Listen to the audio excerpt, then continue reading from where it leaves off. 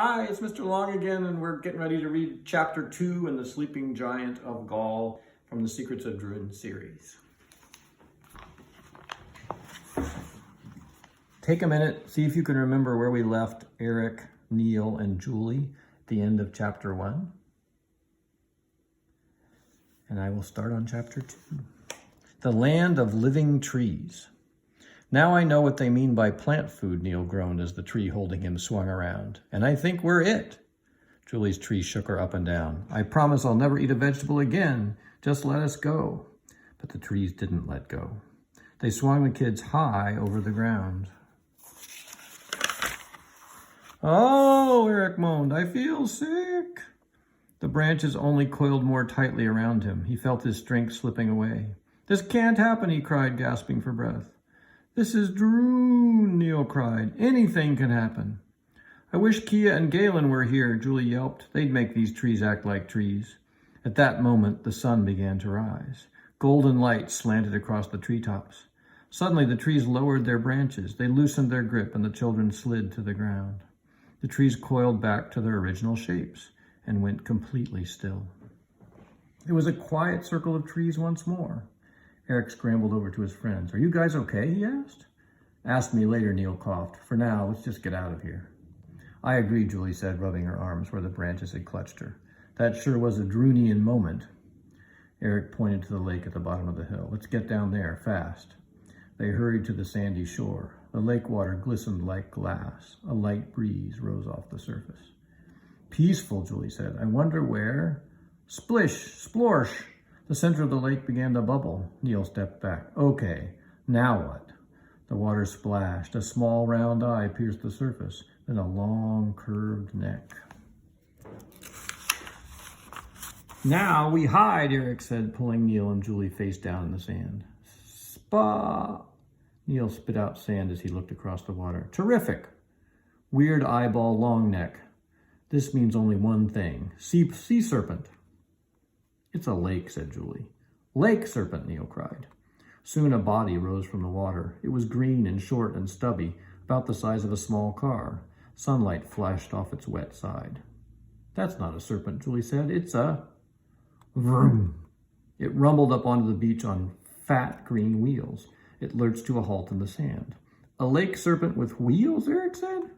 Boing! The hatch on the side popped open. A head appeared, then a face. The head had bright orange hair that stood straight up.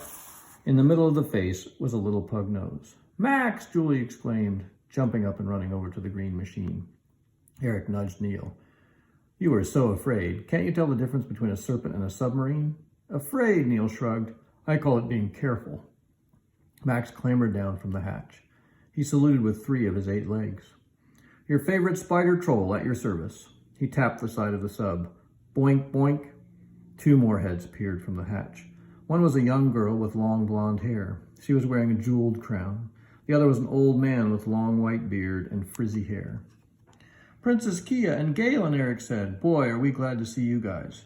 As we are to see you, Princess Kia said. You've come just in time to help us again. But we almost didn't make it, Neil said. Some trees attacked us. Then the sun rose and they let us go, Eric added. But mostly, I had the greatest dream, Julie said. I even had a crown. Then she told them all about it. Time will tell what it all means, Kia said. Galen smiled. And what do you think of my latest invention? I call it my below-water motor-powered transportation vehicle. Neil frowned. You mean a sub? Sub? Galen looked quizzically at Neil. I like that name, sub. It certainly saves time. Which is good, Max chirped, because our time is running out. We're on a mission to find Lord Spar. Come aboard, Galen told the children. I will explain. A moment later, the 3 friends joined Kia, Max, and Galen inside the small ship.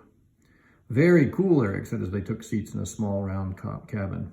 A control panel circled the front wall under a large window. Max took hold of the controls. He pushed a large green button. Motors whirred behind them. The small ship rumbled down the beach to the water. We're on our way to Panjabar, Kia said. It's where the terrible giant Zor is supposed to have been buried. Lord Spar is there.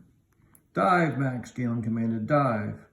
As the submarine splashed down into the green lake, Eric turned to his friends. I think this is one adventure we'll always remember.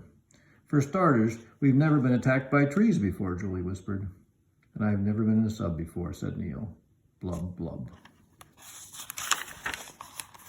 Chapter 3. Mirror, mirror in the sub. The underwater world was beautiful.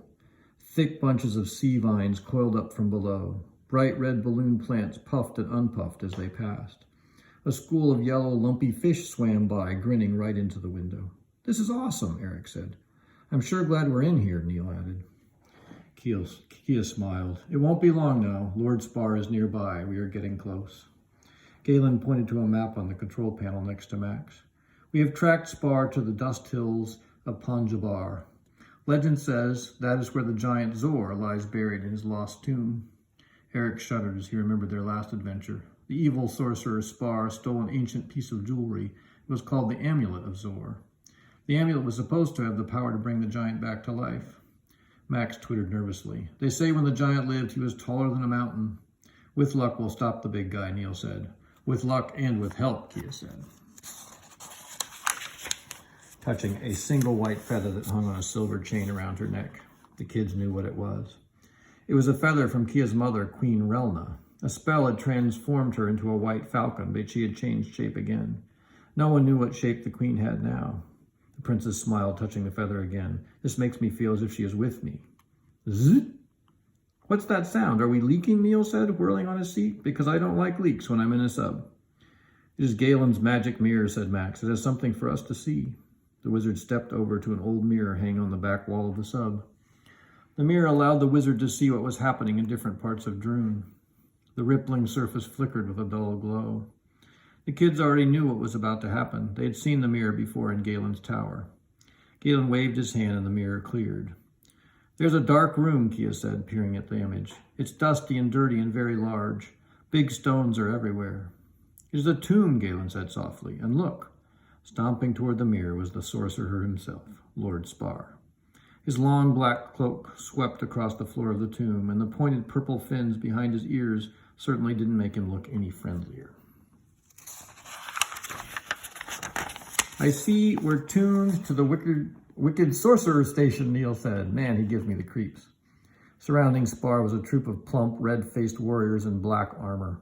They carried shovels and picks and torches. Here, the sorcerer said, pointing down.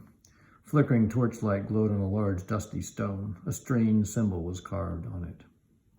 The sign of Zor, Kia gasped. Spar has already found the lost tomb.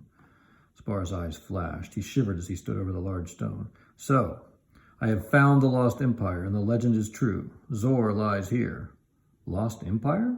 Eric whispered. Galen sighed deeply. Droon is a world with a long past, my friends. Lord Spar has discovered what remains of the ancient dark realm of Goll. It is an empire whose cities now lie buried beneath the earth, but that once ruled this world. Goll is a lost civilization, an empire that time forgot. Too bad Spar remembered, said Neil. The sorcerer snapped his fingers, and his Nin warriors began quickly digging around the edges of the stone. Clank, clong. Before long, the Nins pulled the stone from the floor. They looked down. They backed away from the hole, trembling. Have you found him? Spar said. The Nins muttered to themselves. Spar pushed them out of the way and leaned over the hole. His fins turned pale, almost white. The mirror zoomed in. There, lying open to the flickering torchlight, was a large, dark object. Oh my, Max muttered. What is it? Eric asked. It's a head, Kia gasped. The head was 6 feet long from chin to brow. The large eyes were closed. The dust of centuries covered the cheeks and lips. But the strangest part was the skin. It was dark and smooth and glimmered golden red in the torchlight. He's made of metal, Eric said. Bronze, Galen muttered. Zor's a giant made of bronze. He walked the earth long ago. Neil stared at the mirror. A giant, huh? If that's just his head, this guy must be huge. Bigger than huge, said Eric. Enormous. Enormous. Ha, said Neil. He's humongous. He's colossal. Will you shh? Julie hissed. We are afraid, Lord Spar, said one of the Nins whispered. We want to go home. Home, Spar snarled. My true home lies above in the upper world. The only way for me to get home was with this giant's help. Eric stopped breathing. Home? In the upper world? In my world? What does that mean? Neil asked. Julie started trembling. He's scaring me. Dig, my nins, dig, Spar shouted. Dig up the rest of him. Zor shall rise again. As the nins dug away at the huge stones, the sorcerer stormed away into the tomb's darkness. Zip! The mirror faded. The front window of the sub bubbled furiously. The water seemed lighter. Max was steering the ship through the water, up to the surface. Galen nodded gravely. Now our real journey begins, our journey to find Lord Spar and to stop him. Julie peered through the window as the sub splashed above the surface. There's land ahead, a long beach and big brown hills beyond. Kia nodded. The shores of Panjabar. They call it the land of dust. Neil gulped loudly. Just so everybody knows, he said, I'm allergic to dust. Okay, we did chapter 2 and chapter 3 today, and we'll come back another time to finish the book. Bye-bye.